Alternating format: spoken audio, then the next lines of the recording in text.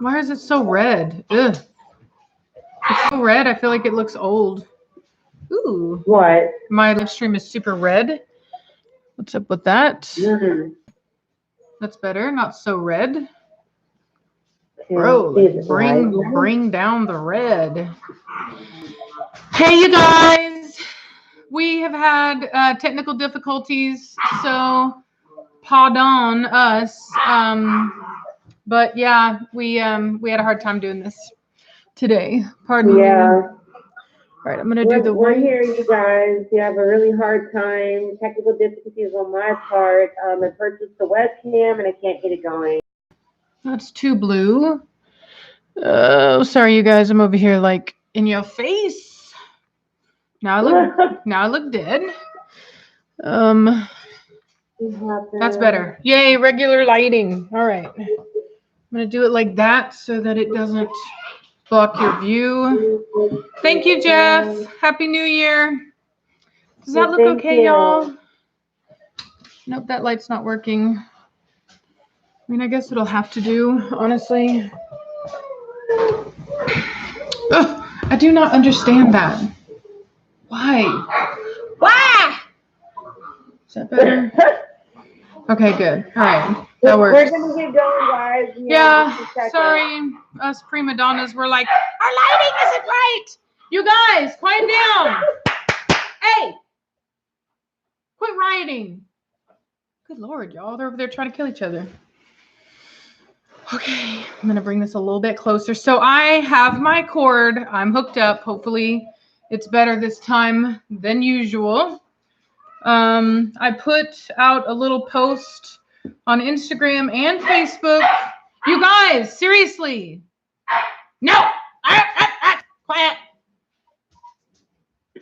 My puppies they're wilding out. No, Cashmere. We see you. Go lay down. Hello. We have people from you guys, I'm sorry about my puppies. In Australia. We absolutely will pray for you in Australia. I'm just gonna apologize in advance for my puppies. They're uncivilized. They don't know how to act today. Cashmere, can I help you? Come here, say hi. Come here.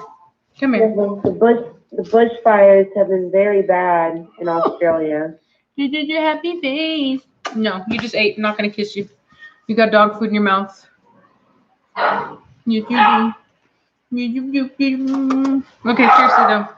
All right, that's enough. Thank you. Love you. I love you. Now goodbye. Now goodbye. No, Cashmere, seriously, you're way too big to be up on me like this. Whammon, get down. Cashmere, get down. No. Sound check. Can you hear me? Yes, I can totally hear you. You go. Hear me? You really hear you. Okay. All right. So, did you happen to? Yes, I did get your letter. I got 2 letters. I'm sorry. I've been so busy, you guys. Like, I can't even tell you how busy I've been. And so I didn't get to do an opening. But I did get 2 letters from subscribers and a very wonderful check of $500, which is amazing. Savannah and I opened them. We both read. There was 2 letters, and we both read them to each other to practice her reading skills. So yes, thank you very much. We saved everything so we could still do an unboxing. It's not that we didn't want to do it. We definitely do. But anyway, we just literally, like I said, I've had to, I had to pay my taxes, my state taxes, and file for a permit, a sales permit for Texas, which I didn't know that I actually needed, but I did get that. Everything's good. So yay, happy, fun. But yeah, I've just been very, very busy. Hey, Connor, thank you for being here for us. I hope the quality's good, you guys. I did get a cord. I am plugged in. Not using my wireless. I did check my speeds. They were decent.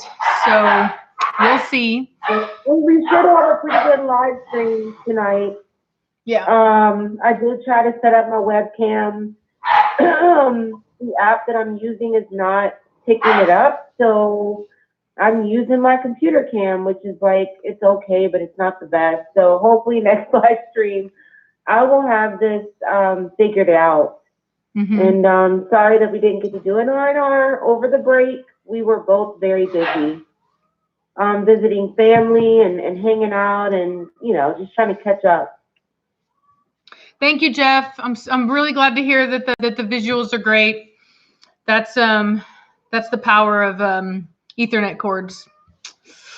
So, okay, so hello, Brianna. Somebody keeps asking what happened to Giovanni. I rehomed him. I didn't think that he was going to be an asset to my program, so I found him a really great home locally in San Antonio with somebody that already had a deposit on a litter coming up, so they were open to taking him, and that's what happened with him. So yeah, he's doing great. Thank you, Tanya. Let's see, Admiral's doing great. He had gotten a bit of a skin infection on his neck, but I got him some antibiotics and I got him a steroid and it's totally good. Like literally it was like overnight. The vet had even told me that I may need to shave it, but I didn't actually need to do that. Although I'm going to get the shaver anyway, because it's just awesome to have. So yeah, Cashmere's due any day now. I actually just, that's what I was doing all day today is I bought the stuff. I built another whelping box. So we have that as well. So Valencia, Reese does have a channel. Reese, do you want to plug your YouTube channel in the chat? Yeah. So you guys, I changed the name so that, you know, my name is connected to my, kennel, so it's the Real Reese Valencia CC, and I will plug that in right now. Y'all, those puppies are wilding out. I hear them. See anything from me? Don't know how to act. I'm telling you, they're wild. Little baby's puppies. Anything from me? Bautista's eye is great. It's totally healed up, 100%. He's not under any treatment or anything like that right now. So guys, no, go ahead, Rachel. Somebody asked how the puppies are doing, and I was just saying everybody is really good. I'm housebroken and I have all my shots. We got some of that Achilles blood in them, and they're walling. Yep. Exactly. There it is, y'all. I see it right there. The Real Reese Valencia CC. Check it out. Subscribe, like, and subscribe. Okay. Stop asking for pictures of Trinity. That's where she's at for now. We did kind of agree. I'll kind of tell y'all so that y'all don't judge Reese on this, but I told Reese that I didn't think that Trinity was really probably going to be as good of an asset to her program as we thought. She really isn't turning out the way that I thought she was going to. And I've already got such great prospects from Blondie, which I really wasn't expecting that we're not really thinking that that Trinity is going to be needed. And so just wanted to put that out there. I don't want no judgment on Reese. I actually brought it up to Reese. So y'all don't be hating. Yeah. Well, we're both trying to bring the best quality that we can to the table. And these dogs, they're always prospects. You know, we give them time, we watch them grow. We try to be very fair to the process and give them as much time needed. And, you know, she's just not turning out the way we both thought for the program, because she was supposed to benefit my program as well as Rachel. I was gonna give her a return puppy off of her first breeding, but I mean, look at Pantera and what's the other, Nirvana. They're just phenomenal. So and that's why I told her, I was like, I'm not gonna need anything off of that. So there's no point. You know what I mean? Like if you know, I was like, if you want a breeder, that's fine. I was like, but I really think that we can do better. And so so anyway, so that's kind of where that ended up. So just want to be clear with everybody on that. So she will probably be available at some point, but Rachel and I still have to talk about the technicalities of that.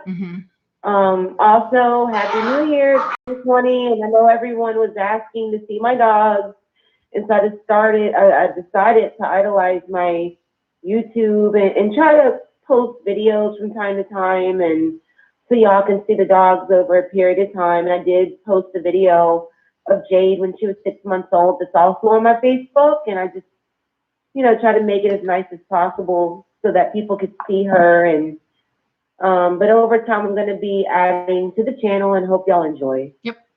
Thank you, Lauren, very much. And I noticed we had a missed, is this Yasani Crockett? Thank you very much for your donation. After Cashmere, who would you let be the next alpha? It would probably be Blondie. I think that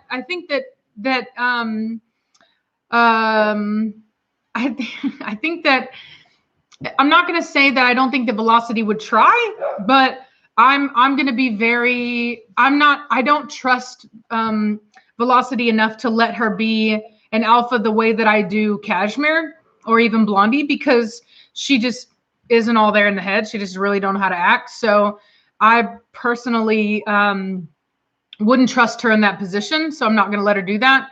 So just a heads up on that. So, yeah.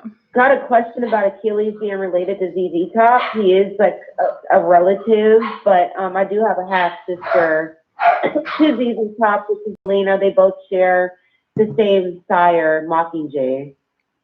And my YouTube again is the Real Reese Valencia CC. Yep. For those asking. Yeah, somebody put a link to it. If any of my moderators are in here, if you can copy that and just post it periodically whenever you hear somebody asking, that would be great. Is there an actual link to the channel? Oh God. I'm sure we can link it some kind of way. Yeah, you should have your husband jump onto the live in the chat section, hey, Aaron, and post jump it. on to the live, baby, and link us. Yeah. And leave comments. Let me know what you think. I appreciate it, but I am really trying in 2020 to do some bigger things. Thank you, Anastasia Parker. Thank you. Thank you, hon. Let me see. How long has Reese been on YouTube? I've never seen any of her content. She just started. She's had a bunch of people ask her to start a YouTube channel. Even I was, and she was like, no. She's like, I'm not like you. I don't like to be, I'm like not that way. She was just not, she's just a more personal person or whatever. And I think that with now that you guys kind of know her, and maybe she saw that it isn't, I think sometimes it takes a little bit, you know what I mean? And I think she's warmed up to the idea. And maybe even just, I don't know, I don't want to speak for you, but I feel like maybe you've gotten to know people. And so maybe you're like, you want to show your dogs to them because they keep asking. So. Yeah, absolutely. Yeah, that's absolutely the truth. I'm getting to know everybody. Everybody's so nice. And, it's only fair that you get to see my dogs too, because people are asking, and I have been in the breed for a little time now, and I have a collection of some nice Corso, so I want to show them off, let people see them. Mm-hmm. So I was shy the first trip. Rachel tried to catch me off guard. By the way, moderators, I was hesitant about posting about the fact that we're going to be live streaming on Facebook because of the fact that that's where all of our haters lie. So if you notice an uptick in people trolling the comment section, just go ahead and ban those people. I kind of had a feeling that kind of stuff would happen. So just kind of be aware, and just if you can block them, like go onto their channel, block them. But in the meantime, definitely time them out. And other than that, we'll let it ride. All right. Thank you, Kimberly. Really appreciate that. How do you call in? Honestly, we haven't done a person call in thing. Although now that we have the Alexa, thank you, Reese, for my Alexa. She got me an Alexa for Christmas. I was super excited. So now that we have this, actually we can. So yeah. So let's see here. I'm trying to link it, so if I get quiet for a second. Is that it? What was that? What's that? What are the sounds? Mine's doing something really funky right now. It's my computer. Oh, okay. All righty then. I'm gonna mute for a second, and you talk, and I'm gonna try to link my information. All right, cool. Let's see here. Let's see. Yeah, we have heard Alexa doesn't stop listening, but I have nothing to hide, so I'm not too worried about it. So, I'm not an interesting person. So let's see here. So we don't answer questions about other kennels. We always get that kind of stuff, and we want to respect other kennels. We wouldn't want people commenting on us, so we don't comment on others. Thank you, Archibald. I can't give much, but this is for being amazing and such a big influence in my life with your knowledge and love for dogs. Thank you very much. You are much appreciated. We do our best to kind of give as much information as we can. So, you know, if it helps, we're very, very glad that it does. Let me see. Would you ever let Bautista be the alpha? I mean, I would. There's nothing wrong with Bautista, but I don't think that he really respects Preacher. And I don't think that that he would ever feel the need to kind of supersede Preacher, because it is a good working thing. Let's see here. What is your opinion on the Rottweiler breed? I don't like the way they look now. When I was growing up, their head was more in proportion. Their muzzle was broader and longer, and now they have this really tiny teacup muzzle and this big old forehead. Man, they look like Neanderthal Corso. So I'm not too keen on that, but yeah. Advice for traveling with a Connie Corso 25-hour flight time. If it's a puppy, like if you're traveling via with the puppy as a carry-on, I would limit food and water beforehand. Otherwise, the puppy's going to actually need to go to the bathroom. And there are medications that you can give them. There's holistic medications you can give them to kind of help them be calm the whole time. But overall, dependent upon the age of the animal, as far as the puppy's concerned, then you're just going to have to kind of muscle through it. If it's an older dog and it's going cargo, then I can't really speak on that because I haven't shipped a dog cargo. I've had dogs shipped to me cargo, but I haven't actually shipped a dog myself cargo. So yeah. I'm back. So I tried to link it and it keeps pulling it off the live chat. Why? What do you mean? It keeps pulling it off, pulling it down. So whenever I link it, it just says, oops, you can't do that. Weird. Okay. Yep. So, yeah, guys, you're just going to have to find me through the Real Reese Valencia CC. And I do have a video up. My puppy Jade. So I'll make sure to add it to the description of this video once we're done. That's what I'll make sure to do. So just text it to me. That way I can add it afterwards. Okay. So yeah. All right, sounds good. So do I have an Instagram? I do have an Instagram. It's Valencia Connie Corso.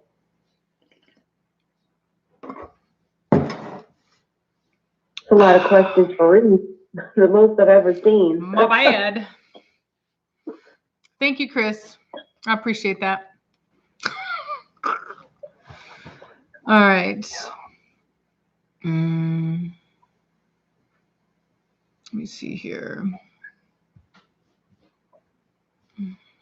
So guys, I do post puppies and young prospects that don't make my program, or even dogs that are retiring out, on my Instagram for now. And then I'll make an announcement on the live stream as well, if I have anything available. So as for now, if you're interested, just write me an email. Hey, quiet! ConnieCorso@gmail.com. And I'll be happy to talk to you and see if you're a match for a Valencia Connie Corso.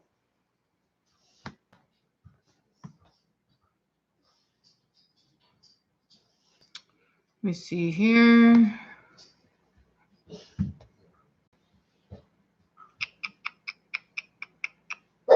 Quiet! Velocity, hush! Velocity is because she's crazy. She's always barking. Swear. We were just talking about how crazy she is. Velocity, I said hush. Yeah, Velocity, she is really off the chain. Really off the chain. Let me see here. Can a Connie Corso live in a tiny house or a van type of situation? I wouldn't do a van, but you could do a tiny house if you had one. You just make sure that you get them out to exercise them. You know what I mean? It's important that they have that time. So, let me see here.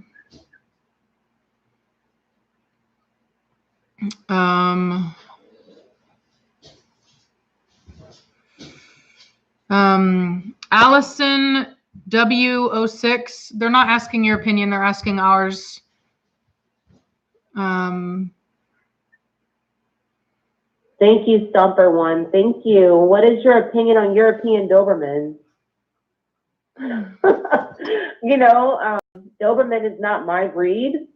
I do know by standard, you know, they should be square and not oblong, like a Connie Corso. I really don't have an opinion personally on Doberman. Rachel? No, I don't.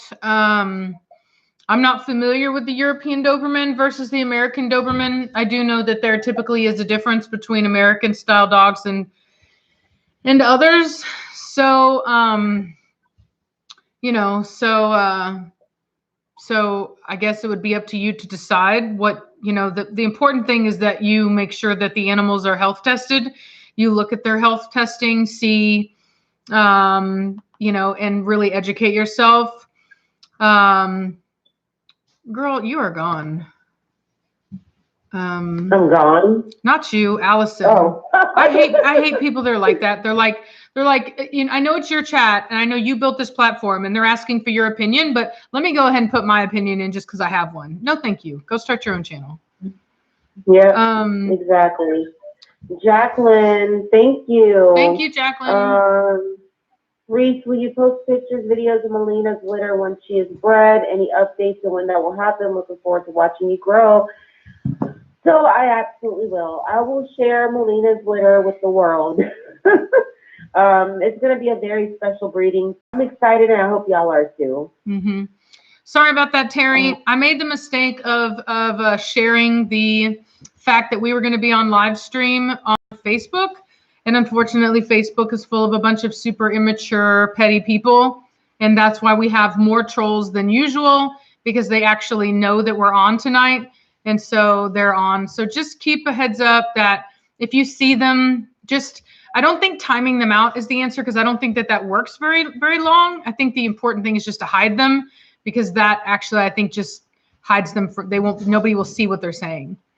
I could be wrong, but I've tried to block, but I don't know why. Whenever I click on their profile, it's not like, it isn't giving me the ability to remove them the same way that it does whenever I'm moderating my comments. So yeah. Thank you, Dilly. Thank you, Wilma. Your future planned breedings, both of you. So my next breeding is going to be Velocity and Bautista. What about you, Reese?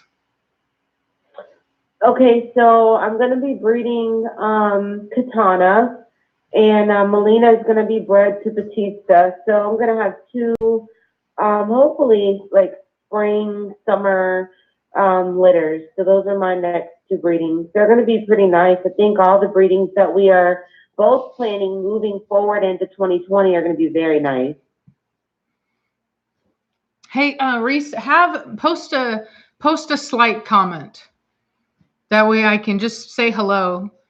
Because I saw that I know that I made a moderator to one of your accounts, but the other one isn't, and that's why you're not being able to post a link. I need to add moderator to that one. Okay. Neo Concolor, you mentioned that Belgian Malinois have a tendency to bite their owners. Why do you think they do that? My opinion is because they're bred to bite.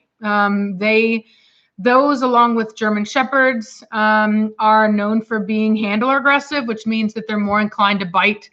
When they get stressed out, they do what's called, they come up the leash at you. And I believe that is because of the fact that they've been bred over a long period to totally be cool with biting. And there it is. So thank you, Connor. So for example,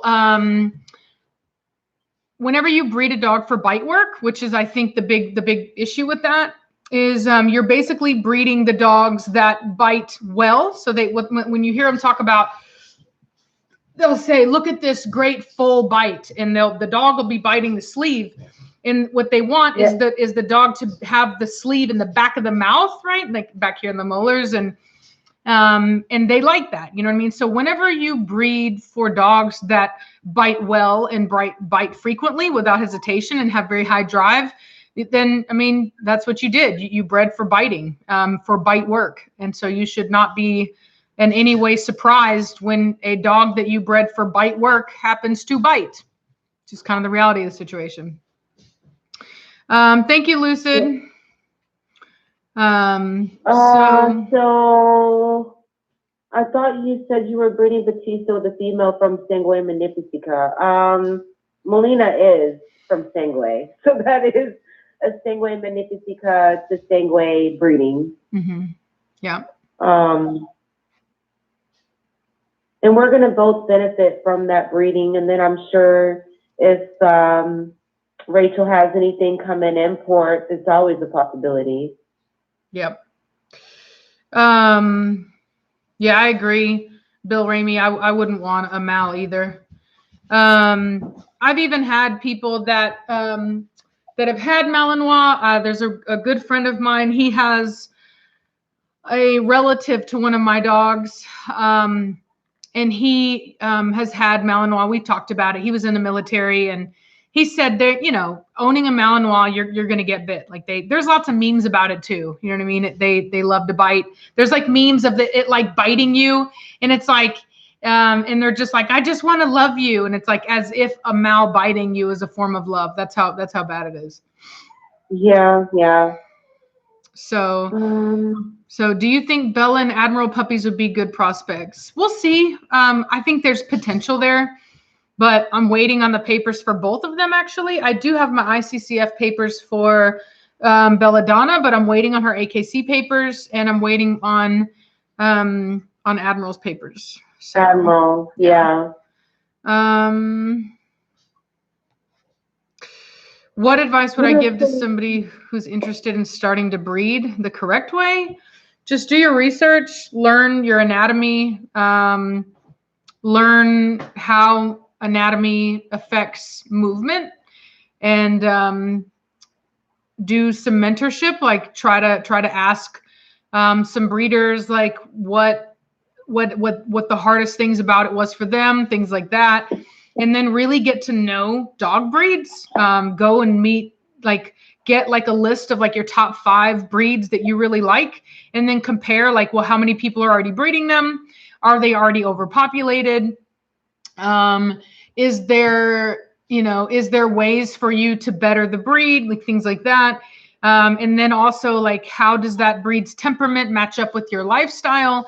There's a lot of things that go into it because it is going to be very hard.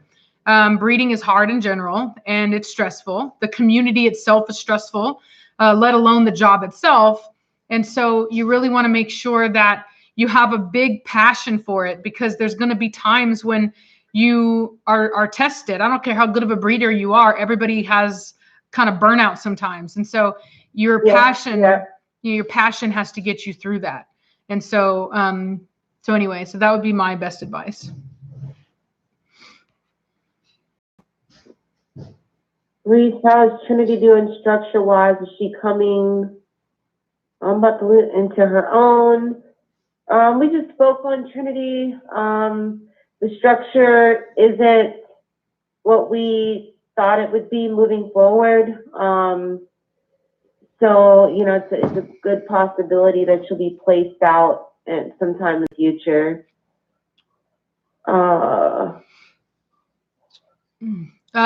Somebody said they think Preacher and Bella are siblings. They're not. No, they're not. Thank you, Ashley. You guys, that's quiet down. Would you breed cashmere with another male? No, no, I don't have any intention. Somebody says, is the breeding community more toxic than other communities? Yes, it is. Reese, you can elaborate on that. It's what? Go ahead. What was the question? Is the breeding community more toxic than other communities? Why do you two think that is? You know, not really. I mean, any community of whenever you're doing anything dealing with opinions and, you know, it all can get toxic. I really don't have much to say on it. I do. But I think it is. Rough. You have to have tough skin, and you can't listen to everybody. You know, you do have to have your own thoughts, and you can't let their thoughts and ideas cloud what you want to do.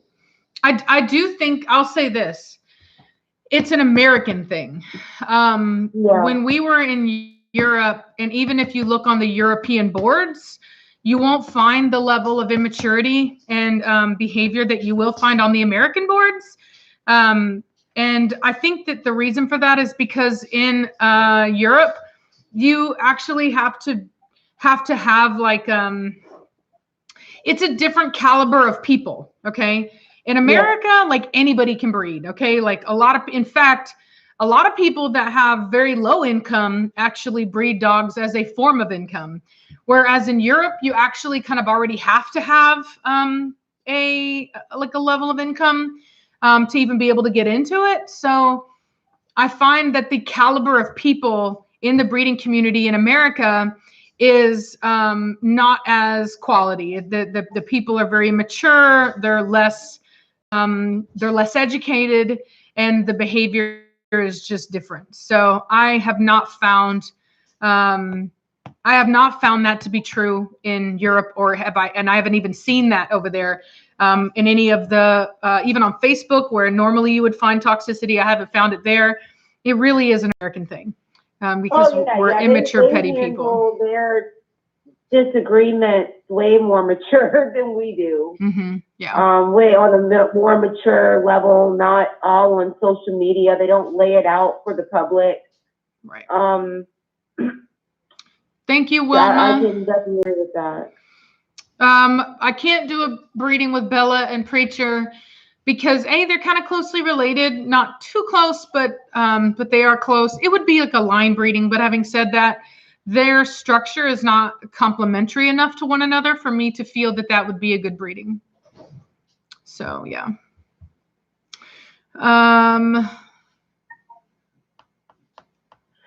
Whoa, what are the typical structural problems with Corso? One that I actually just started paying attention to is upper arm.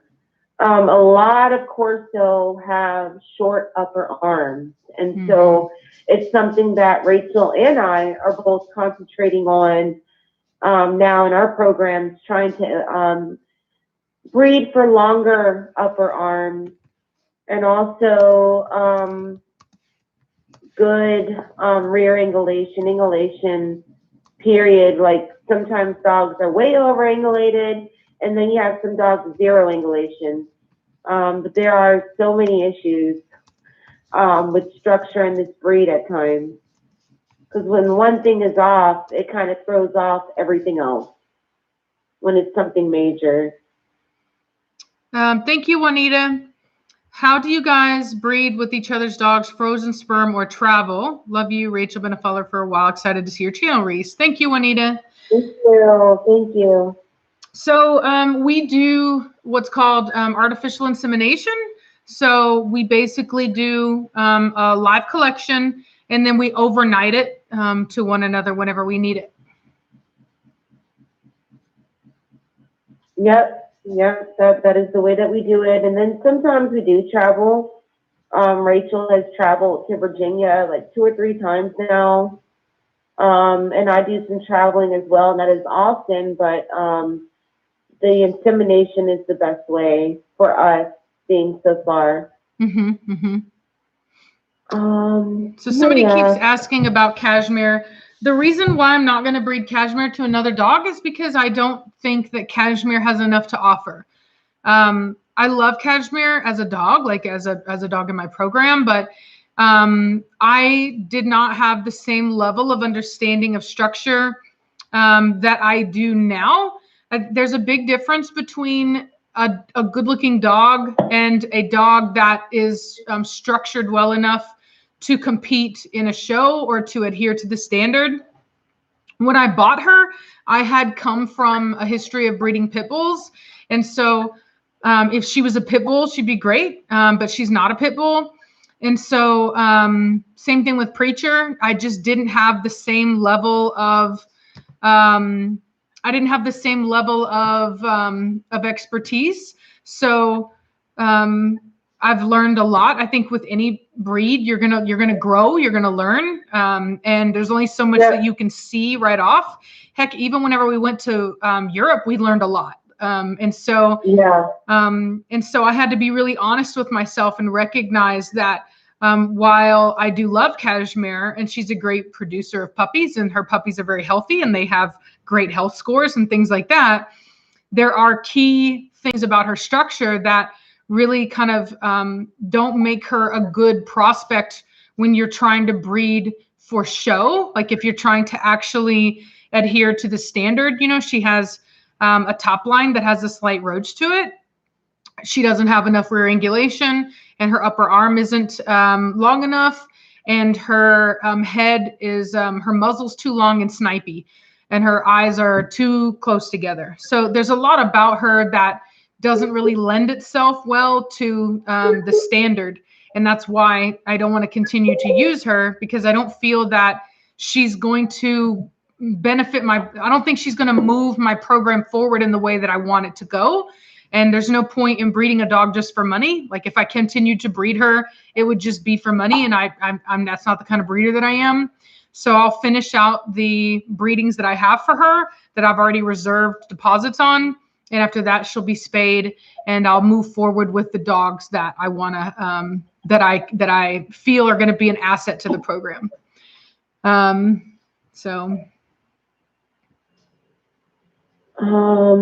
Julian, thank you. Hey y'all, please give Velocity some extra love and attention this weekend. Rachel, that is for you. Thank you, Julian. I'm sure that that Velocity will appreciate that. So, shit, Velocity and I have had a hard day today, but that's not, you know, it's whatever. She's just been turnt today. She's been turnt. She's been making all kinds of racket. She does this. She does that, and it drives me nuts. I heard her tonight. It's so loud. Like, I don't even know how Rachel gathers her thoughts sometimes. It is so human-like. I think that's the thing that bothers me. It's not like a normal dog. It's like a human screaming in my ear. So, thank you, Shelby Charles. Ooh, I'll show you. Let me get my books now that I'm on here because people keep asking. Oh, my legs. I'm old. So you guys, if you haven't already done it, give us a like it, subscribe. We're still needing 1,000 subscribers so that we can move this over to the other channel. So with YouTube, in order for us to live stream on the other channel, we have to have 1,000 subscribers first before they will enable that. So if you haven't done it, subscribe to the Real R&R. And then also, if you want, you can also subscribe to my new channel. And I'll try to post content as much as I possibly can, which maybe once a week or something like that. So let me see, Shelby. What resource do you recommend for learning structure movement? I've been reading up on anatomy and would like to have more material to study and eventually have my own Corso vet tech student. By the way, when Rachel comes back, she can answer that because she is the one that buys a lot of anatomy books. But that is a really good question. Thank you guys for subscribing. How large is my pack? So I have 6 right now. I have 6 dogs right now, 6 Connie Corso. So thank you, Connor. Connor is posting the link for my channel and the Real R&R.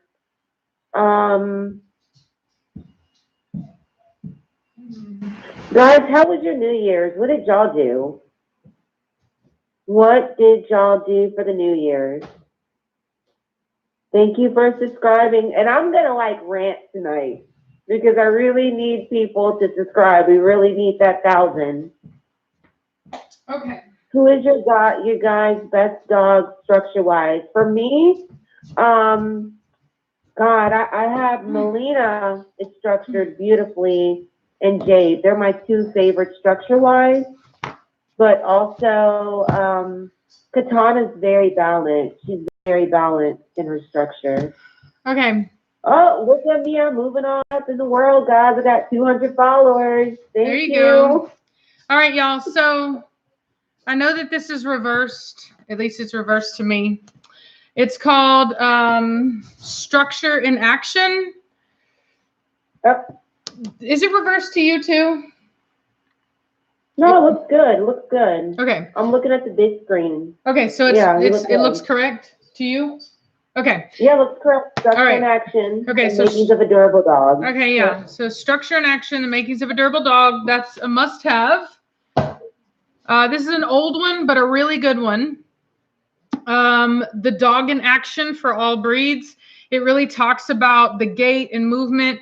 And I love older books because they typically have more common sense because we've gotten stupider as time's gone by.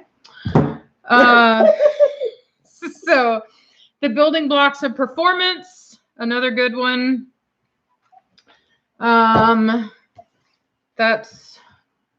This is for breeders, picking your performance puppy. It's just kind of a good, really kind of shows you how to look at the dogs, and it's more for show, you know what I mean? Of really getting a good idea of things to look at. This is actually about showing your dogs because I've actually wanted to get into showing. This is one of my favorites. Structure and Action, making. Did I already say that? Yes, I did. I have 2 copies of this. Yeah. I lost one. She has a library. This is how serious this woman is. I like to read. I like to read. So you guys, yeah, you remember how we talk about the upper arm? This is, you see this little yellow dot here? That's actually how you measure the upper arm. You go from here, boom, to there, and you want it to be even, okay? So this is another good one. What's your angle? This is about showing. This is just a good one for anatomy, like, you know. The shoulder lay and the you know, the upper arm. Hey, Rachel, give us a structure. They want to hear it. Structure. and then here's an eye for a dog. This is actually one of my favorites, to be perfectly honest. Like, I would probably say of all of them, this is actually really probably, like, I don't know. It's up there. It's definitely one of my favorites. An eye for a dog. And then last but not least, dog locomotion and gait analysis. So yeah. So really those are. Book. We might do a giveaway, a book giveaway. That's a good suggestion. Oh, we'll have to get other books. Y'all ain't getting my books. Because you always need to come back to them. You always need to refresh. I know. Refresh. We will purchase one book, and we will do a giveaway at some point. It's when we start getting likes on this channel. Yeah, exactly. That's when we'll do it. You have to be liked. You have to be subscribed. How do you handle a situation where your Siberian Husky's at a grandparent's house and doesn't want to leave? You pack his butt out. You pick him up and you pack him out because they're stubborn. Yep.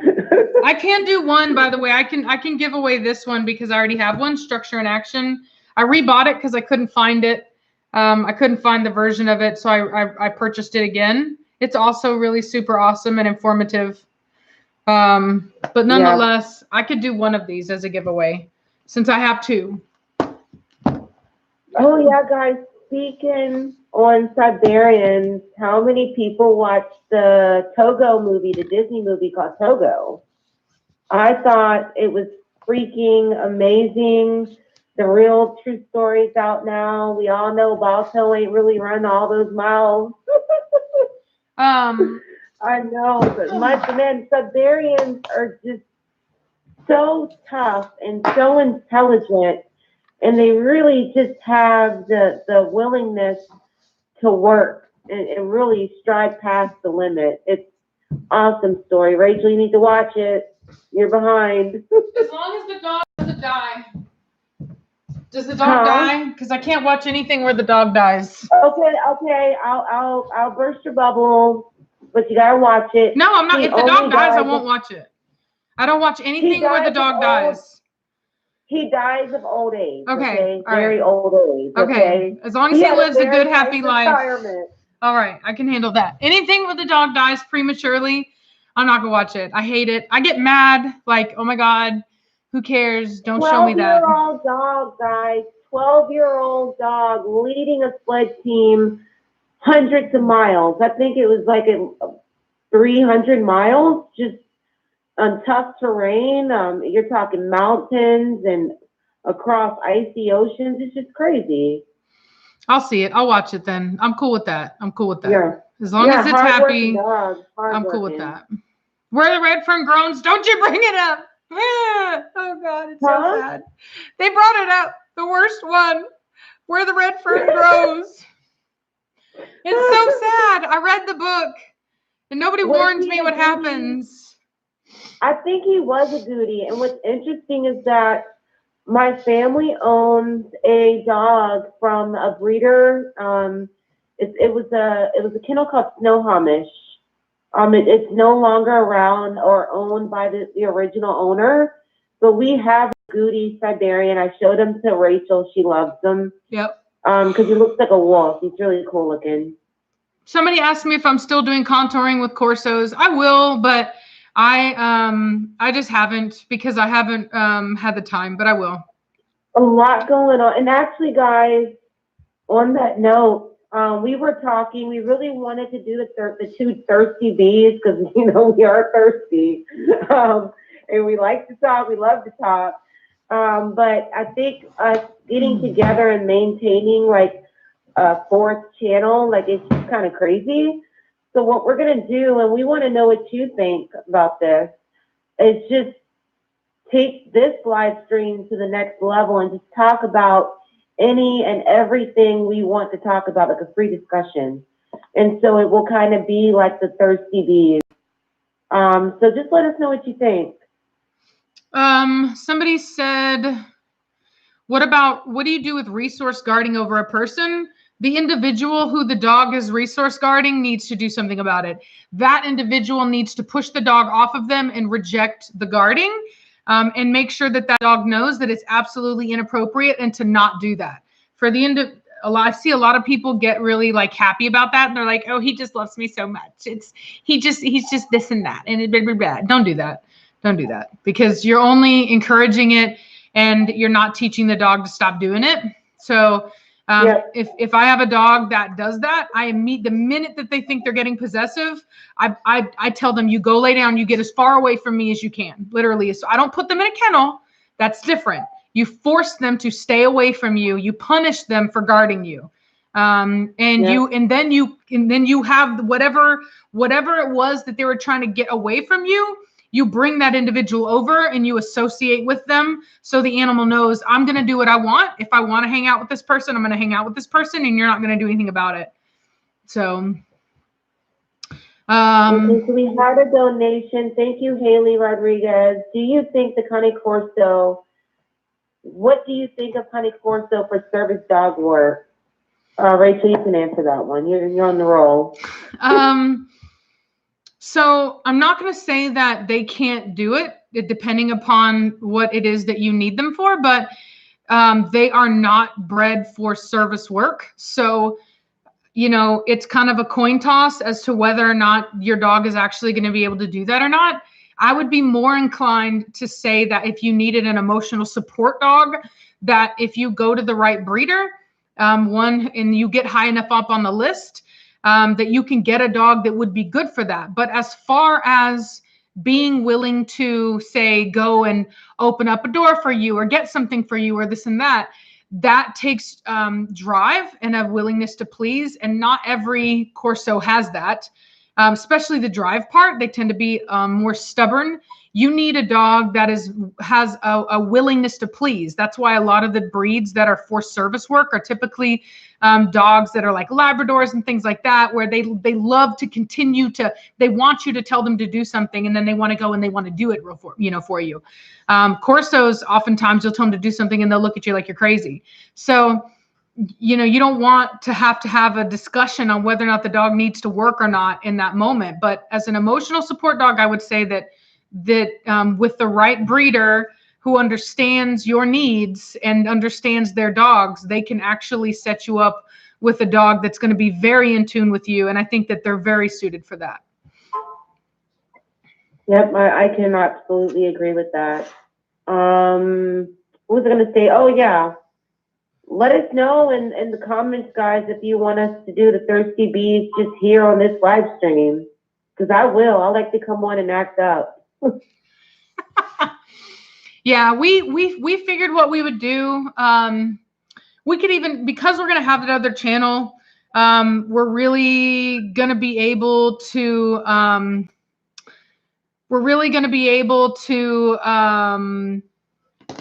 kind of expand more. So maybe we'll have like our normal, the Real R&R, like what we're doing now. And then maybe we'll have like a kind of like an off topic where we talk about, maybe I talk about men that I find, attractive and what I would like to do with them in my spare time. We'll talk about everything. We'll just act all the way up. Exactly.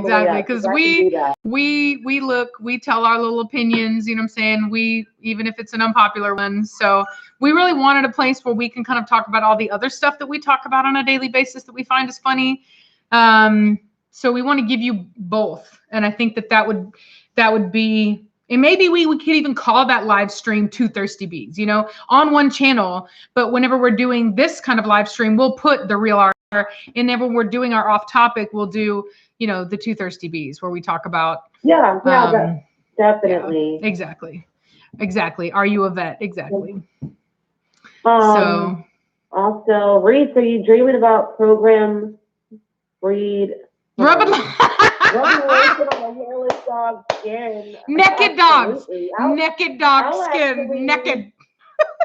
And you have to say it like a Texan. You can't say naked. You have to say naked. Naked. Naked dogs. I will get my naked dog. That's how you gotta say it like a Texan girl.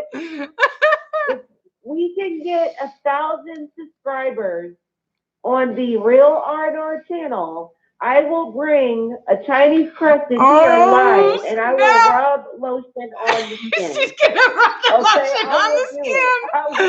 Woo! I can't wait to see this, girl. I'm down. 1,000 subscribers, and Reese is going to rub lotion on the skin. A rub Chinese crested live on the naked skin.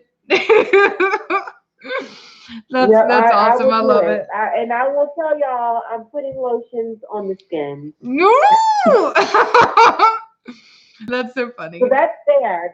1,000 subscribers and a Chinese crested, a hairless one. Yeah, exactly. With lotion. I'll get the good lotion too. Oh snap! I'm excited, y'all. We gotta see this. Thank you, Connor. That's awesome. I need to get mine so we can do it together. I've been looking for a Chinese crested. I asked Reese for help, but it's been tough the way that Facebook has been putting everybody down. So everybody's been being put in Facebook jail for trying to sell their dogs. Yeah. So, but I've been looking for a good Chinese crested. I don't want the ones with a little bit of hair. Like I need the full hawk. You know what I'm saying? Like I need the full. They're called furnishings, Rachel. Furnishings. I call it a mullet. Dog with a mullet. I'm gonna have to name him something real redneck too. No, Billy has not. See, that's redneck right there, Billy. Billy has not found a home yet, and it's absolutely ridiculous because she's an awesome dog. And I blame Facebook because I can't really post her and really get her out there like that. And I blame myself too because I could have put her on a third party type of deal. But anybody that is looking for a super sweet crate trained, house trained puppy, that's a small package, let me know. Billy is still available and she's been reduced. Wow. Somebody says, does anybody have any recommendations for a breed that might be good in an elderly home? That's a lot. Girl, but the chows, they don't really require, they're very independent, they don't really, I don't know. Ours was very independent. But the thing is didn't have to have a lot of affection. I would say something small though, because in reality, if that dog gets underneath their feet and they fall, like that could be a death sentence. Falling at that age is a death sentence. You need something that you can never knock you over, never hit you, never nothing. It has to be, you know what I mean? Like I get it. A Chinese crested. There you go. And she can rub the lotion on the skin. They can rub lotion on the skin. The dog will lay there. They're not yappy. Yep, Chinese crested. Yeah. There we go. We solved it. Yeah. Bye, Ada. Yeah. I mean, part of me has always had this weird thing, right? Because like the women, like young women, single women, and elderly people are targets for abuse by people, and so. It's been proven that having a large dog as a protector can often protect people like that. And so I do advocate for having that, but it's kind of a tough one because on one end, they need that protection, but on the other end, if they get hit or whatever, like it has to be super chill. So the only thing big that I would think would work is something like an English Mastiff. They're really big and really lazy dogs that'll still protect. You know what I mean? They're big enough to do something. I would say that I would. I mean, at that age, I don't have much time, but I mean, I would say that maybe you should take it and train it first. It needs to be an adult, not a puppy, and it needs to be trained to be very chill. And to always maintain space. Like, how whenever, you may not know, but if you have horses, you always have to teach them not to get up in your face, not to get up, to always maintain some space around you because they can literally hurt you. And that same type of training should be used for the dog to make sure that it always maintains enough space to make sure that individual does not get hurt. So, yeah. Yeah, that makes sense. That makes sense. Somebody said Saint Bernard. No, not a Saint Bernard. No, a Connie Corso should not be for a first-time. Should not be a first-time dog for a first-time dog owner. No. Yeah. No. Yeah. It's a dominant breed, you guys, and they will walk over you if you let them. Yeah. Reed, No. how was the dog you got from Rachel? Trinity, she's doing good. Velocity, quit your growling in there. Be quiet. Please. I would also say that if you're going to get an elderly person a dog, you really, I would hope that you're going to be there every day to feed and water that dog, because and to make sure that they're okay. Because I mean, you're dealing with a situation where that person could die at any time, and you don't want for that person to be like to pass away, and then the dog maybe not be taken care of, or maybe they just kind of forget. I've heard that old people can just forget. So just that's what I would say, you know. Rachel, I just had an idea. How do you feel about senior citizens possibly taking in like older retired dogs? See, that I think that I think would be a really good idea. I think that there's plenty of I think that, and I also think that older people would probably have more of a it would be less, I don't know why I feel like this, but maybe it would be a little bit less stressful on them because they're also there.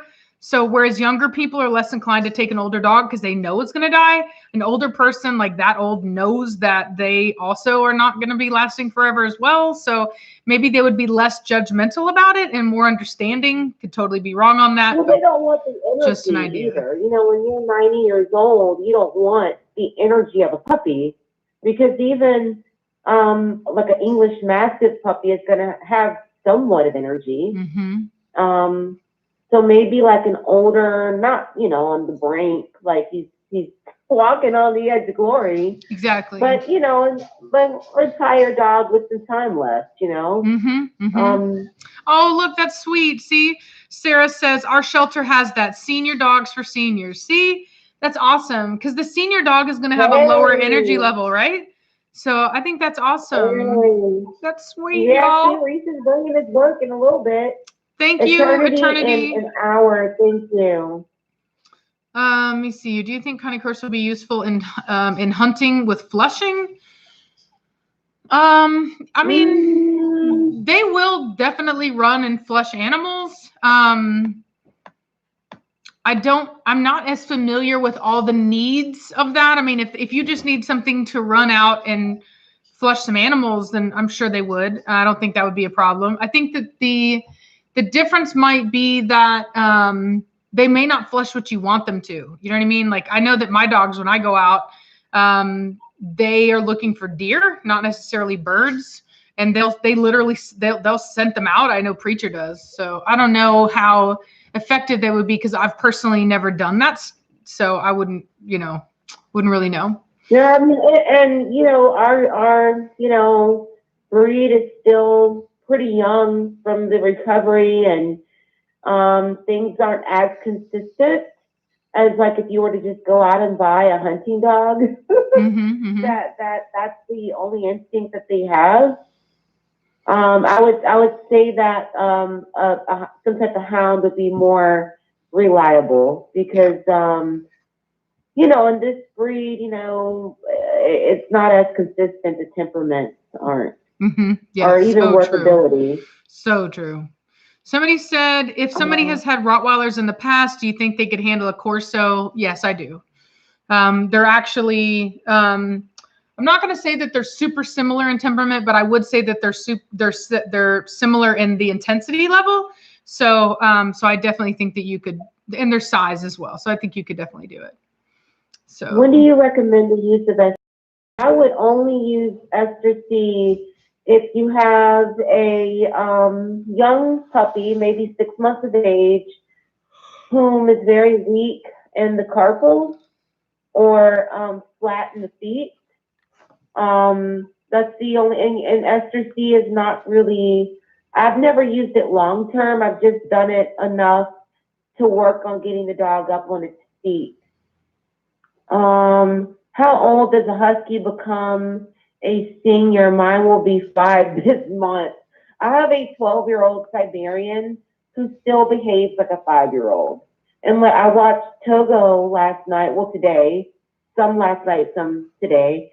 But and he was 16 when he passed away. And he ran his last run at the age of 12. So hopefully that helps you. You have a long ways to go. Thank you, Julie and Angel. What would you say is the difference between Bautista and Admiral's temperament personality? They don't seem to play together often. Go ahead, Rachel. Bautista and Admiral, they play. They're actually pretty chill together. They're both goofy. They're both young boys. They really respect Preacher. And so I have found that because of that, and they respect his authority as the alpha male, that it kind of allows them to be puppies. They don't really need to rise to the job of being a super alpha male.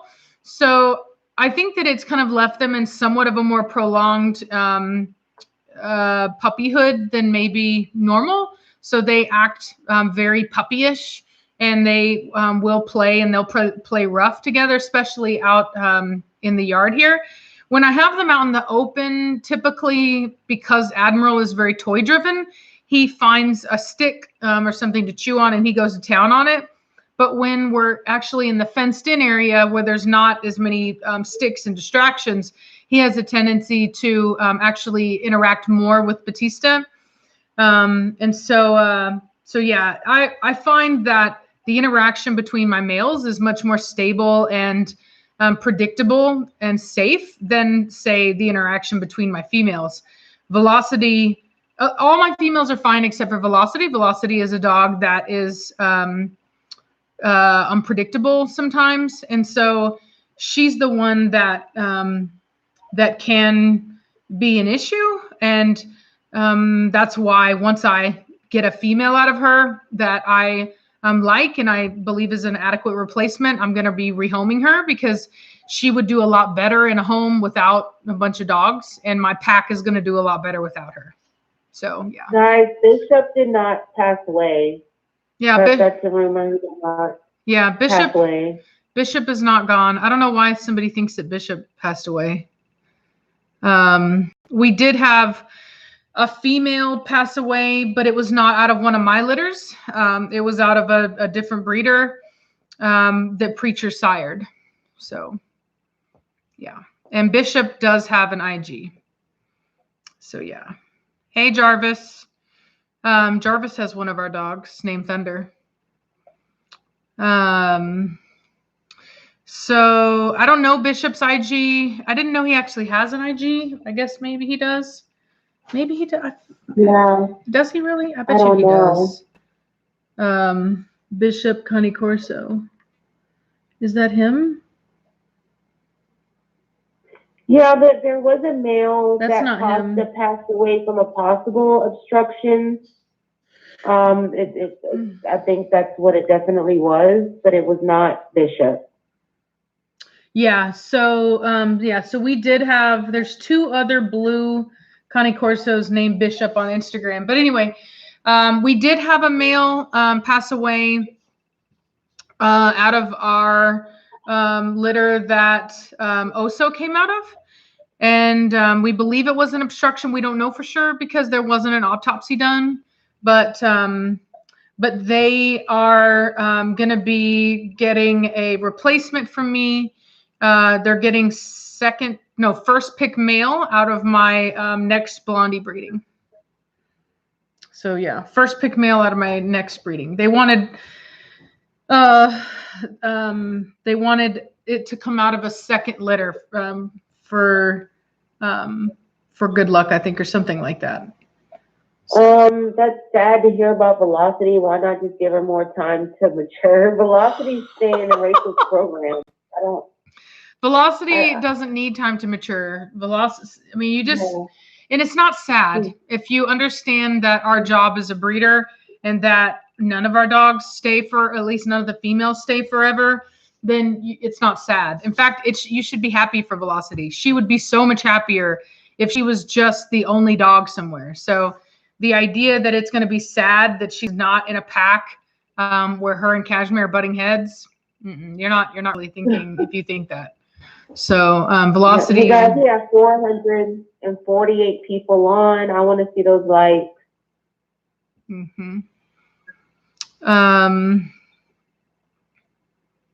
Yeah, Bishop doesn't have floppy ears, so yeah, that's not the same Bishop. Yeah, no, I don't know any of your dogs with natural ears. I have a puppy with natural ears, and that's Billy, but I don't think Rachel has any natural eared puppies, and that's very uncommon for me as well. I usually crop them all.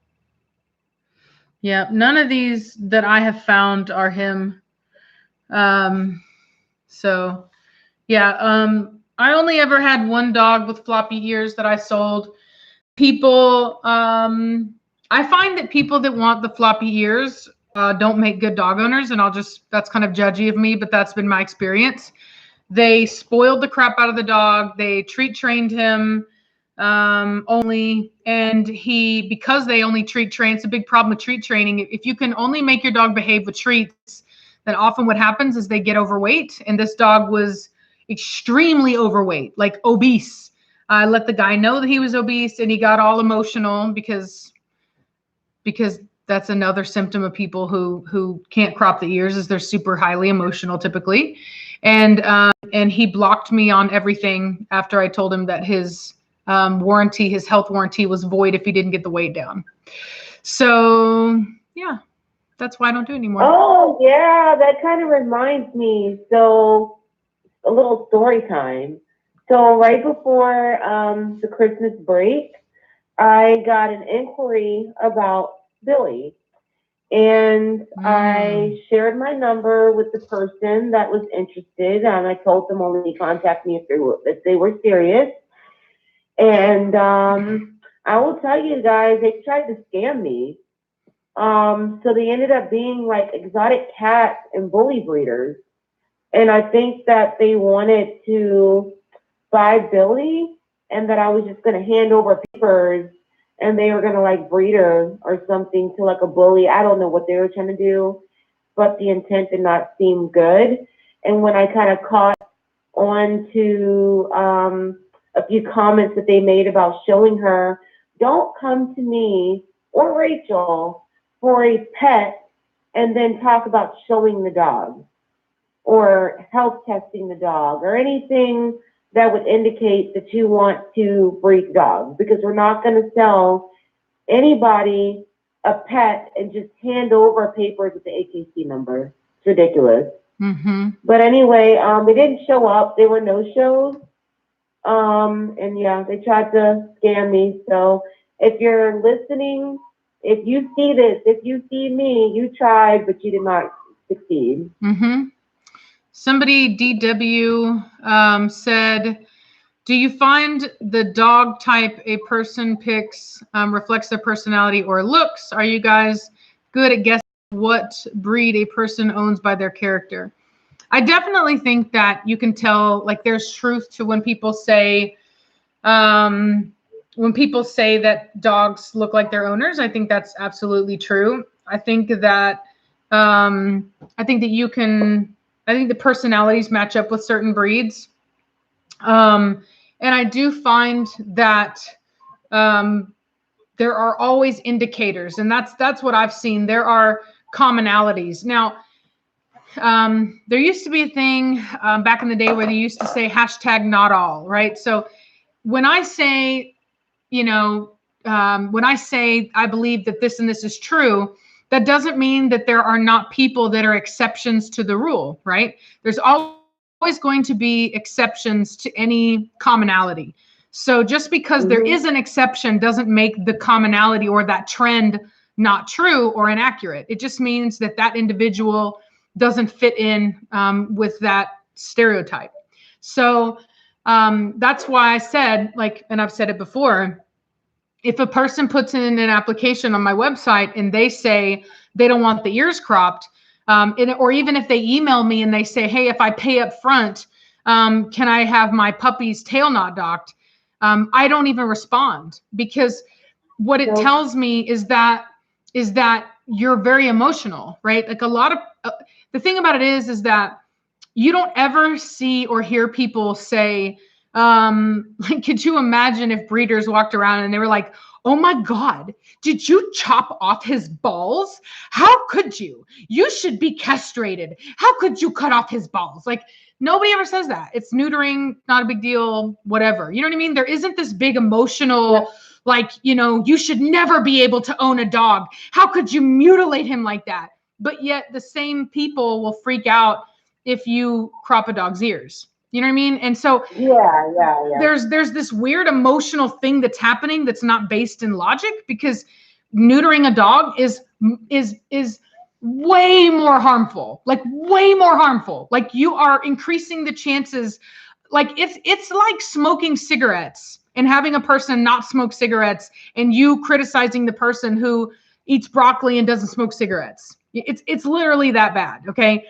No, I don't ever hear, like, if you, people that do cat, they go and they catch cats and they spay and neuter them and then they release them. One of the things they do to indicate if the animal has already been altered is they'll actually cut off the tip of the ear. You don't ever, these are the same people, the rescue people, that would freak out if they saw an animal cropped or docked.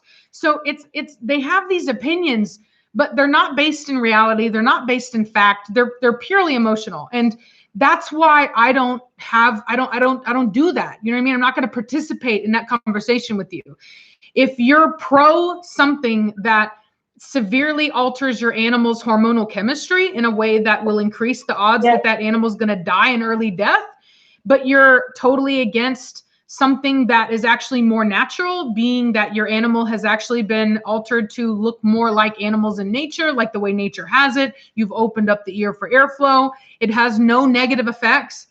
Then I know that you are an emotional person that has a problem with logic. And therefore, I don't want you having one of my dogs, because the odds are that that thought process is going to affect the way that you train the dog, because you're not going to be able to give the dog what it needs because you're going to feel guilty. You know, a big part of that with these people is they'll say, oh, well, I know he does this, but I feel mean whenever I discipline him. Like, they're very feeling driven, and you can't have a large, powerful breed if you are ruled by your emotions. You can't be, your feelings cannot matter more than reality and facts. And so I weed people out that way. Is it a perfect science? No, it's not.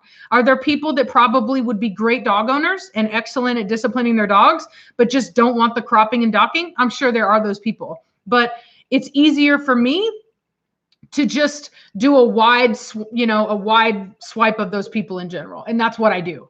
So is it perfect? No, it's not, but it nothing ever is. So that's what I do. That's how I do it. And I know that I've had some people comment and they're like, well, it's illegal in our country. I get it. That sucks for you. You know, it probably has a lot to do with the fact that you're veterinary, that you basically, it's kind of like how people talk about there's probably cures for cancer and there's cures for all this stuff, but there's no money in a cure. You're right. Well, there's no money in cropping ears, because then you don't get all the money from all the ear infections that the dogs get who don't have their ears cropped. So of course, people that want to make money are going to advocate for something, and they're going to use whatever argument they can. I used to do sales, and the reality is people are going to say whatever they can to get you to want to do something, whether it's based in reality and fact or not. And I personally believe that when I look at, like, say, for example, somebody showed me the American Veterinary Association and how they're against ear cropping. And it's like, well, of course they are, because all of their customers, right, all the vets that pay into them benefit from not having ears cropped because they get a lot of money off of treating ear infections. That's why ear infections are the second most common issue to bring your dog in for. That's why they're always talking about, let's spay and neuter. Are you going to spay and neuter? Are you going to bring it in? They get really emotional about it, even though there's tons of research studies that have already proven beyond a shadow of a doubt that it's very unhealthy for your animal, but yet they still promote it. So if they are going to promote something that is going to endanger the longevity of your dog, then you shouldn't trust that they have your best interest at heart. They have their best interest at heart. And that's paying their bills and filling their bank account with your hard-earned money. And they're going to do that by trying to get you to do things that line their pockets. And that means they want you to spay and neuter, and they want you to do it as early as possible because that increases the odds that something's going to happen to your dog. And they want you to leave those ears natural so that they can get as much money from you on ear infections and on hematomas and on happy tail with the tail docking. So it's not because they think they're sweet, kind people. They're not. They just want your money. Sorry, I went on a rant there. Absolutely. That was a good rant, though. I like that. I like that. Thank you, ma'am. That's my type. Somebody asked if I had any of my offspring AKC champion just yet. I actually have out of my first Katana Achilles litter, I had a very, very young prospect get an international championship. So he's an international champion. And another breeder actually had him. So yeah, I've accomplished a little bit. And I have a champion here. Katana's almost a grand champion. She's like 8 points away, but she's like very petty, and she doesn't like the gate, and she puts her head Alicia down. Hey, Alicia. So, yeah, no. Oh, Alicia's here. Yes, ma'am. I saw her. I'm gonna make you a mod, Alicia, because that's our homegirl. Hey, girl. I'm not gonna try to say her kennel name. She told me, and I told her that I would remember, and then I didn't. Sorry. Hello. Hello. Julian Angel, thank you.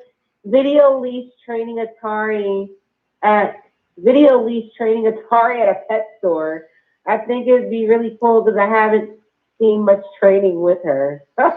Yeah, I have not. I've actually already leash trained her, but I don't mind just doing some basic work with her, some leash work. I haven't done any socialization with her, so that could be cool. Hey, Morgan, I see you on here, Morgan. Hello. Morgan, girl, I'm gonna make you a mod too. What's up, girl? Get to work. Get to work, Morgan. I'm gonna put you to work, girl. Morgan, you are now employed. Yeah, but you better get to work, girl. I'm just playing. Thank you, Tiffany. Thank you. Much love and respect. Let's see here. Unstoppable Gaming, Rachel, but not spaying and neutering means more puppies and more money for vets. No, it doesn't. I've had plenty of let's just say this. I have never had a breeding that I didn't want or plan for. And not to mention that I've actually done breedings and not gotten puppies. That's how not easy it is to just have puppies like that. And the reality is that, and I will say it is quite odd to me how vets are actually anti-breeding, which I find to be honestly pretty dang crazy. I don't understand it, but maybe it's just because they want only rescues, or maybe there's something about like not having responsible breeding, because the thing about it is, what sucks about rescue is that you're actually promoting backyard breeders, because it's kind of like if you do something and there's not a consequence for doing it, then there's no reason to stop doing it, right? So when you go in and you adopt, you're just taking in all those backyard bred animals, and you are purchasing them. You're not purchasing them at full price, but you're still purchasing them.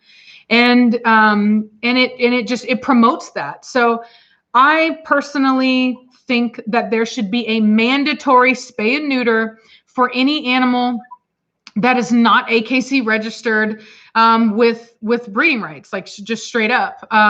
Do I think that it's not good for the long-term health of the animal? Yes, I do. But having said that, if you really want to get to the heart of not having a breeding problem, then that's actually where you have to go with it. So I understand and I agree that spay and neuter is a problem for the long-term health of the animal, but I also don't agree with the kind of breeding that happens a lot of the time. So it's kind of like you have to pick your evil per se. And so for us, our dogs are AKC registered. So that's why I don't require spay and neuter on mine, because I want mine to live long, healthy lives. And typically we sell our dogs to really responsible people that don't breed our dogs. It's not a fail safe, but overall it does tend to be. But if the dog has no papers, is not registered, it really shouldn't. And there are ways of doing it. Like apparently you can actually do a, what is it called, where you clip the male, but you don't remove it? Girl, vasectomy. Exactly you can do a vasectomy on male dogs now. So there are ways. Yes. So there are ways of spaying and neutering now that are not as intrusive. They don't remove the hormone producing glands of the animal. And I believe that that's the way that it should be done. But I still do think that it should be done. I don't agree. Well, you know, and the truth is that female animals in general, mammals, if they're not breeding, I think they should be spayed because the risk of PIO. Exactly. So if we all spayed our female animals that aren't breeding or in programs, then we wouldn't have to worry about, you know, the population problem, because the females would be spayed, the males can stay intact and get the vasectomies. And then, you know, we have males from when we were doing Siberians that have never been neutered. We don't have any, or vasectomy. We don't have any unwanted litters because we spayed our females. Bulldogs for life. Would you come out to Austin in April to a Schutzhund? I have a Pressa going for her level 3. I don't know. I guess I could visit. You know, I don't live very far from Austin, so I wouldn't mind. I wanted to, if anybody knows of a place, I don't know if it's only in Europe, but I would actually like to figure out where they do Cal too, because that's something that I'm actually interested in. So yeah. Somebody asked a question about the dog shows in Virginia. Star Puppy, are you planning on going to any dog shows this year, Reese? Do you find it tough titling your dogs because there are fewer entries or anything else? Of Corsos, I don't see many in Virginia. So the shows in Virginia, like the season in Virginia, it's the summer, late spring and summer. They start popping up, and there are. There's like a few that happen at the Raceway. There's a big one like in Roanoke, Virginia. So you do have to travel around, but so far, you know, I had a dog titled very easily here in Virginia. Very limited showing. It just really, honestly, just depends on how nice your dog is. So it wasn't very hard when I did it. Let me know when this is happening, Reese. Morgan, you better work. You better go to work. You better go to work. Work.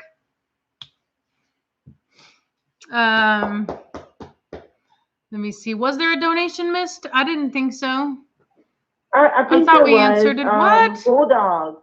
Is that no, wait, I answered that one. You answered that one. Oh, wow, I didn't see that. You're right. Eternity an Hour. How did I miss that? Thank you, Eternity an Hour. Hi, ladies. Can you talk about poor common training techniques you've seen people use that are harmful to their dogs? Yeah. So If you beat your dog, that's a problem. If you use an e-collar on a dog that doesn't already know what you want it to do, that's a problem. If you use my technique, the alpha roll, on a dog that's naturally submissive and doesn't need it, that's a problem. And probably the worst that I've seen is people who only use positive reinforcement on a dog that requires more. And so the dog doesn't listen, and the dog ends up getting into trouble and even having to be put down because the individual never actually gave the dog the discipline that it needed. Good night, Connor. So, good night, Connor. We really appreciate you, honey. You've been great tonight. Thank you so much. Yeah, you're amazing, Connor. We love you to death.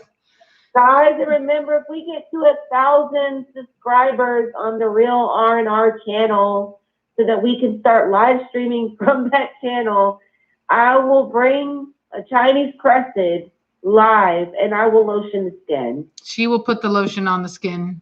I will put the lotion on the skin. Connor, good night, honey. Let me see here. What breed would you recommend as a starter for protection type breeds? I've looked into it on my own, but I also value your opinion.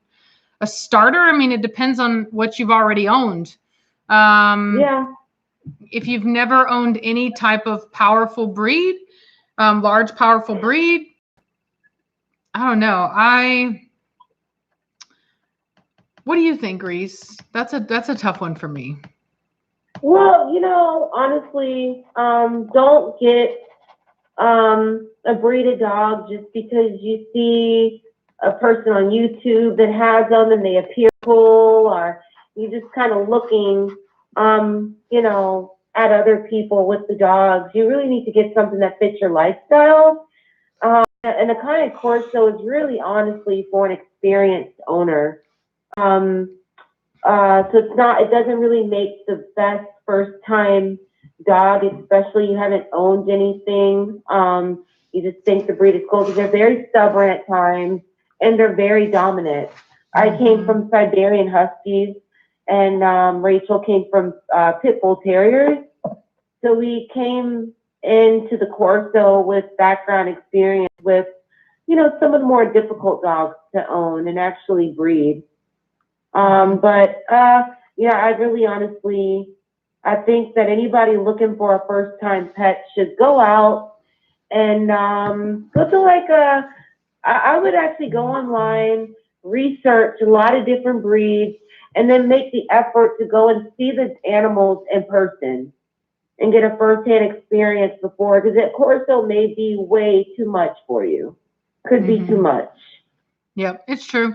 I mean, I think that a good idea too would be maybe to start with, like, if you really want a dog, an elderly dog of a certain breed can be a good choice because it's kind of a muted version. And that's why a lot of times I've told people that if you really want a Corso and you've never had one, that go to a rescue, find one with a good temperament that just needs a home, find an older one, and you can kind of get a good idea of what they're like without all of the puppiness. A lot of people want to start with a puppy, and unfortunately that's the wrong way to go about it. You can make so many mistakes with a puppy. Or you can go and find a retired dog from a breeder. Like, I've produced dogs that would make a great kind of starter dog. Even like Giovanni would have been fine for a starter, to be honest with you. His temperament was pretty chill. And so he actually could have done well for that. So you can always, reach out to breeders, and you do want to make sure that the breeder isn't just going to unload a dog on you. There are less scrupulous breeders that will just try to put their crazy dogs on you. So make sure that the individual is going to be honest with you about what you're getting into.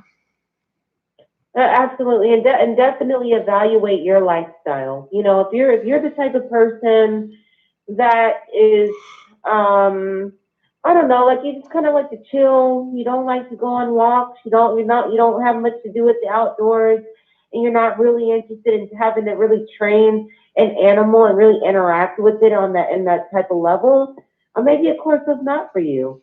But if you're a little active, you like to walk, you like to do some training, because they all need some training. The Corsos do. Yeah. Then maybe the Corso is for you. I mean, and I would say like an American Bulldog is a good starter dog. Yeah, they tend to be pretty happy. They don't have, they're not as, some can be, but they're not all as serious as a Corso. I think they can be awesome. Oh yeah, I've met some very sweet American Bulldogs, but no, check out your lifestyle and see, if that dog is conducive to your lifestyle. And definitely not a German Shepherd. They have a high drive. I would stay away from anything that's really bred for bite work. Bite work requires a high prey drive, and that's typically what gets people into trouble with these dogs. Is a high prey drive. Is more than most people can handle, to be honest with you. I saw Bulldogs for Life. Thank you for your donation. People confuse my Pressa for a Corso all the time. I'm sure they do. That's a lot of, unfortunately, a lot of the Corso are not necessarily bred to standard. And when they're not bred to standard, they can resemble other breeds, many other breeds, unfortunately. Yeah, and the Pressa and the Corso, there are similarities there. And so if anything is off, like in the head plane specifically, a person can think that they're looking at a Pressa, but they're really looking at a Corso. So that only has to be off slightly, and then all of a sudden you think you're looking at a Pressa. The biggest tells are the chest width of a Pressa is typically much wider. And from what I've seen, the rear is much higher on a Pressa. So they kind of have almost like a bully stance where their rear is kind of high and then their chest is out like this. Not all of them, but I've noticed it a lot in the ones that I've seen. So showline Shepherds are usually laid back. I don't know. I personally haven't found that to be true. And a lot of them can be very skittish, like the one that was at the show. And then on top of that, I would stay away from them just based off structure alone. The health issues in those are not good. I would never push somebody into an unhealthy breed. And unfortunately, the show line Shepherds are typically very unhealthy. The Candy Corsos drool like their massive cousins. It's a Cane Corso. It just depends on what it is, what they are. Some have wetter faces and they produce a little more drool. And if it has the correct headpiece, it's not going to drool a whole lot, guys. Here's your baby Cashmere. But also these dogs have wider, muzzles and they're not like Shepherds or Siberians. So they can drool a little bit more than those breeds, because those breeds typically don't really drool. Yeah. Let me ask about the heat. Yeah. When we talk about wetness, what we mean is the amount of skin, extra skin that the dog has. When the dog has, like, for example, Bautista tends to be a bit wet. He's got a lot of extra skin going on. And whereas like Cashmere, as you saw, is actually a very dry dog, meaning that she has a very clean profile. She doesn't have a lot of skin. Yeah. Somebody asked about the breeding on the heat cycle. So guys, the breeding, it actually depends on when the female first goes into her first heat. So I know Rachel had an incident where, Belladonna? Yeah, she went into heat at 7 months. Early. So you could talk about that, because there's no way she's going to be ready to breed by second heat. Yeah. She's still too young. Yep. Second. Exactly. So I push. There's lots of different schools of thoughts on breeding. Overall, I breed on the second heat as long as it's a regular heat cycle. So typically this breed, the larger breed dogs, go into heat later. So they'll go into heat anywhere from 12 months up to some of them even 10, as young as 9 months, but usually around a year old. And then they'll have their second heat 6 months from then. So female is typically done growing in size. They may still need to kind of fill out a little bit, but overall, the majority of their growth is done by that second heat. Now, Belladonna went into heat at 7 months old, so I'm not going to breed her on her second heat because that's not a traditional heat, and so she would still be too young to breed at her second heat. She would literally be like a little over a year old, which is just still too young. She's not done growing at that point, so we don't do the breeding then. And also, like for example, Velocity went into heat at a year old, but she had a split heat. So she had a quote second heat around 3 months after her first heat. So even though it seems like a second heat, it's not. And it's still, we wouldn't have bred for that because we're still too close, right? She's not quite old enough yet. So that's why I went ahead and I did try to breed her on her last heat, even though it didn't take, she was at that point old enough. So there are some people that say that you shouldn't breed a dog until they're 2 years old or 3 years old. That is an opinion-based statement. If a person wants to wait that long, they can. But what you have to understand is that every time a female goes through a heat cycle, her uterus is really hit by progesterone. I'm going to say that wrong. I always do. And that hormone causes a thickening of the lining of the uterus. So for every time you skip a heat, you are actually really decreasing the health of the uterus. And so what ends up happening is that even whenever you do breed that dog, you're going to have less of the embryos that are going to be able to attach to the actual uterus, which is why I've studied Preacher out to 2 females that were bred at around 4 years of age. Both of them had smaller litters than their second breedings. The second breedings, which were done back to back afterwards, they had more puppies and they were bigger, healthier puppies. So, and that's because they had more attachment to the uterus and probably more access to the uterus. So they probably had better access to, the life-giving nutrients that the uterus provides. So, not to mention, there have already been studies that have shown that when a dog reaches 4 years of age, I want to say, don't quote me on this, but you can look it up. I think it's like 30% less likely to even get pregnant, which makes sense because when women start to get older, even as early as our 40s, your fertility levels go down. So, so anyway, so dogs have a shorter lifespan than we do. And the problem is that when you breed a dog at an older age, you are not going to get as much breeding in that animal. On top of the fact, I truthfully believe that it's worse on the dog because when I breed a dog at that second heat, they still have the flexibility in their body of youth, whereas the older dog is really set. Those joints are set, and so when they go to actually have babies, it's going to be harder for the hips to spread to make room for the birth of the babies. And I believe that there's going to be a higher chance of complications and a necessity for a cesarean section. So, anyway, like I said, there's different opinions on it. Everyone has a right to their opinion, but in general, most breeders that are old school that have been doing it a long time tend to agree with me and that's where I got that from. I got it from breeding way over a decade ago, that what people did is they bred on the second heat. And then you breed them back to back because that's what's best for the uterus. And then you retire them early. Old school methods, guys, are the truth. Yeah.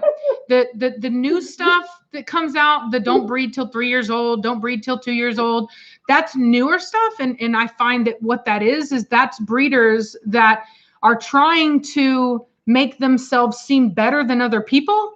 And so they make up rules to they're like, well, here's an idea, right? Like, here's an idea that I think is better. And so I'm going to promote this and attack anybody that's not doing this because I'm better than you. And, and look at me, look how awesome I am. I do this over here. Right.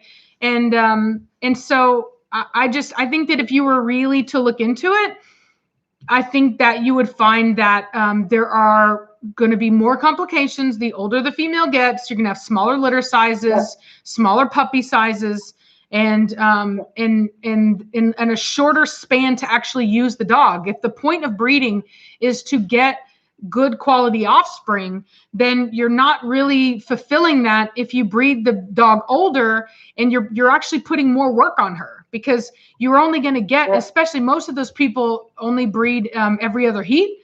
And so anyway, so you might get 2 litters out of that person, out of that dog. And that's not smart. That's really letting your ego get in the way. To breeders, we picked their brains about their breeding practices over in Italy, and they all agreed. They all said if the female is ready by second heat, that's what they preferred as well. Yep. They had better, I guess, what would you say, results that way. Right. And doing it back to back as well. Right. Thank you, Bulldogs for Life. Somebody said, thank you, Cheryl. Oh, somebody said, do you get most of your dog knowledge from other breeders or research? Research is typically based on other breeders. That's the only way to get research in the first place, is experience. Breeders have experience. So the two really go hand in hand.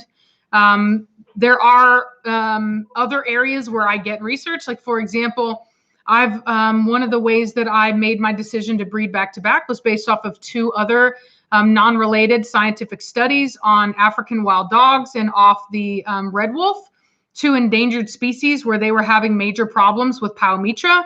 They were unable to have good breeding programs because their animals, which were very valuable to them because they're endangered, their reproductive health was greatly diminishing because of the fact that they were monitoring and preventing breeding through contraception. And what they found is that it doesn't matter if you do not allow breeding, like you actually use contraception so that the females don't go into heat, or you well, really that's the only way to do it, is like they have some hormone therapy as well, or if you just let them go into heat but you keep the males away. What they found is that the only way to prevent against pyometra and to preserve the reproductive health of the individual was to allow breeding. That's the only thing you could do. And that makes sense, because that's the way the body is built to operate. And so not only does it increase the chances of pyometra, but it also increases the chances of breast cancer in dogs, and also in the African wild dogs. And the same thing is true for, if you guys watch The Lion Whisperer, that guy always wants to get his female spayed. Somebody accused him of like being patriarchal or some kind of sexist word, because he doesn't neuter the males and he only focuses on the females. And I was surprised that he didn't mention he mentioned that to do it for the females, because even if the males had vasectomies, which is easy and cheap, that the females constantly going into season would stress the males out and would cause fighting. But the reality is that it's pyometra. If you ever see him when an animal gets sick, he brings it up. He's like, well, she might have pyo. And he always schedules spays for his females. And that's why, because inevitably, if you keep a female not spayed in time, as her female goes through these cycles, eventually she will get pyometra. And it is a very silent disease, and it will often kill them, because you won't know that it's a problem until after it's too late. And so silent, and it's very deadly. Silent and deadly, and quick. It's very swift. It doesn't take much time. Right. Girl, she's hitting y'all with some knowledge tonight. I am. My bad. No, girl, I'm loving it, because my brain is like fried.